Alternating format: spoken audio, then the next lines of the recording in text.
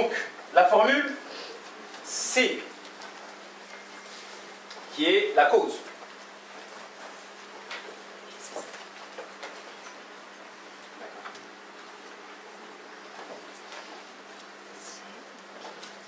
C, qui est la cause. Elle produit une force.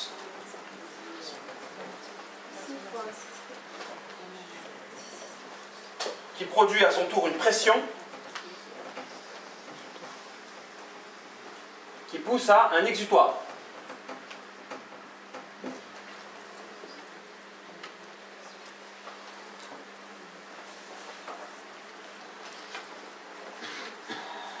Ici, c'est l'être. Ici, c'est une zone d'influence.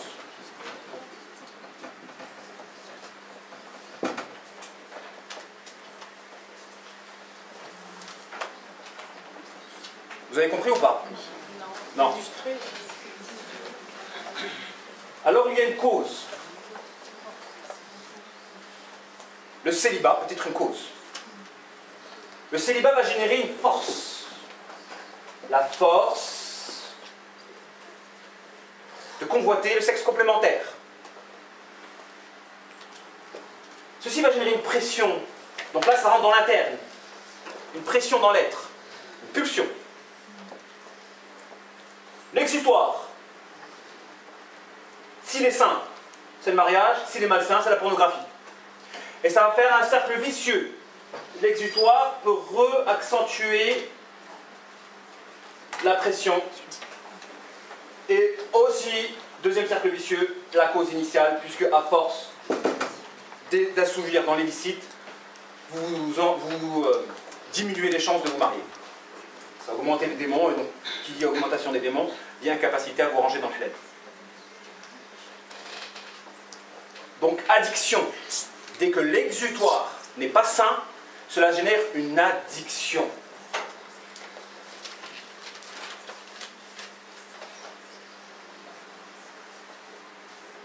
Mais les causes qui génèrent des forces, parfois, c'est peut-être des traumas. Donc des chocs dans votre vie qui vont générer une force. Donc la force, elle peut être soit négative ou soit positive.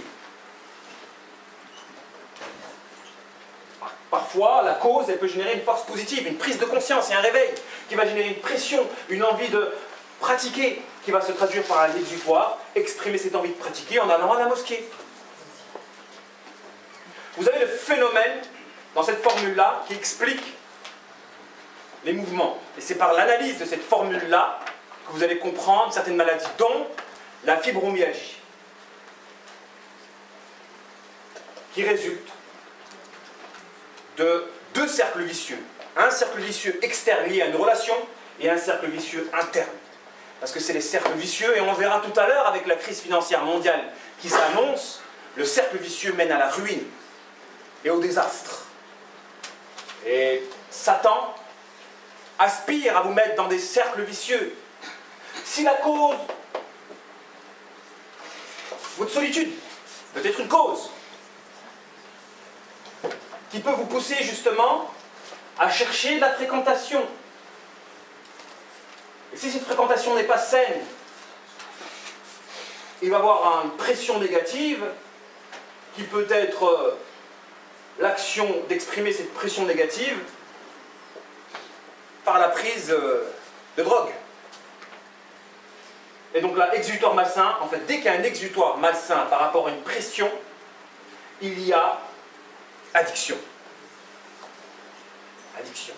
Et le fléau des gens, alors d'aujourd'hui, c'est qu'ils n'extériorisent pas convenablement les forces négatives qu'ils peuvent réceptionner.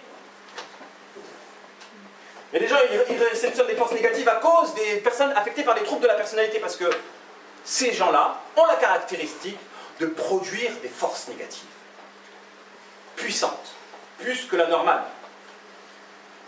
Au point où il y a des gens qui ont eu mal à la tête sans connaître la personne qui a produit justement, qui a extériorisé cette négativité.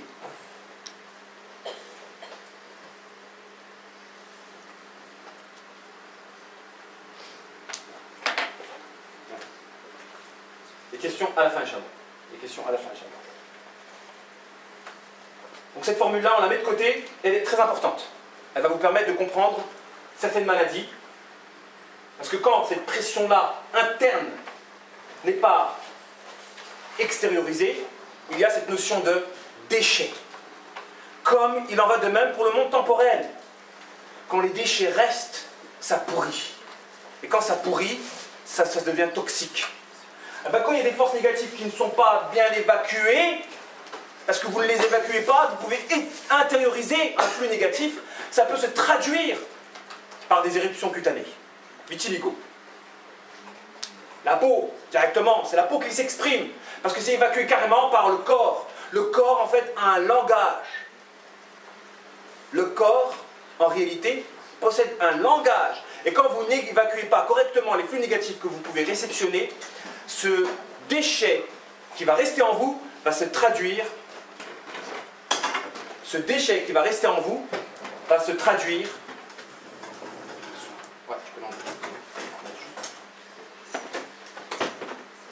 Par une maladie psychosomatique. Je remets la formule.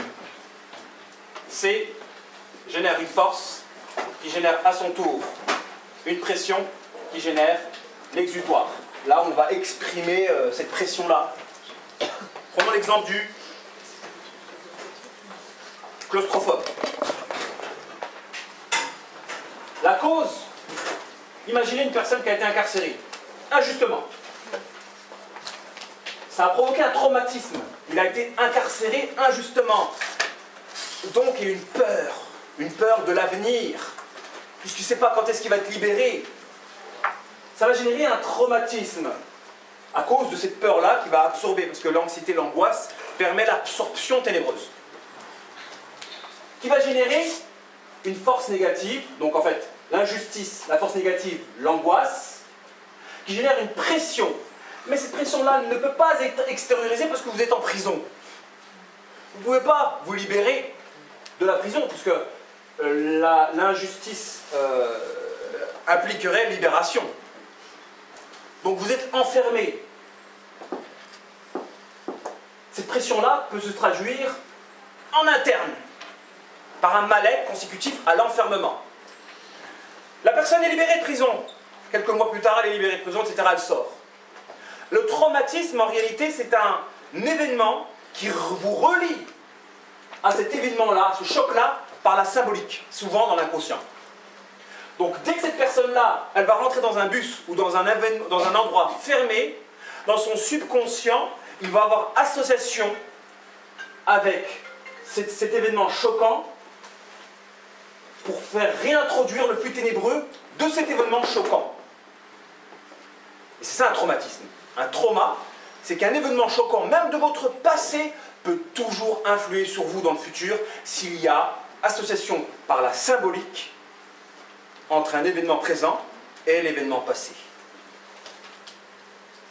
C'est pourquoi déséquilibrer un enfant par un choc ou un traumatisme risque de générer un trouble de la personnalité à chaque fois qu'il y aura émotion forte. On reconnaît justement un borderline, il y a quelqu'un qui est déséquilibré dès que son émotion est forte. Dès que cette émotion est forte, c'est carrément l'incarnation de votre qarine. Il va vous diaboliser. À cause de l'émotion forte. Cette émotion forte est en réalité le fruit du traumatisme passé, parce que ce traumatisme passé, à chaque fois qu'il y aura une émotion forte, va le relier à son passé, il va avoir absorption du flux ténébreux du passé au moment où il y aura l'émotion forte. Donc le traumatisme, c'est quelque chose qui vous accompagne à vie. Quand vous n'arrivez pas justement à vous défaire, et certains traumatismes, on ne s'en défait pas. Comme un inceste ou un viol. C'est difficile de s'en défaire. Et c'est pourquoi à chaque fois qu'il y aura émotion forte, il y aura déséquilibre par absorption du flux ténébreux qui est intemporel. C'est en dehors de l'espace et du temps, cette absorption-là.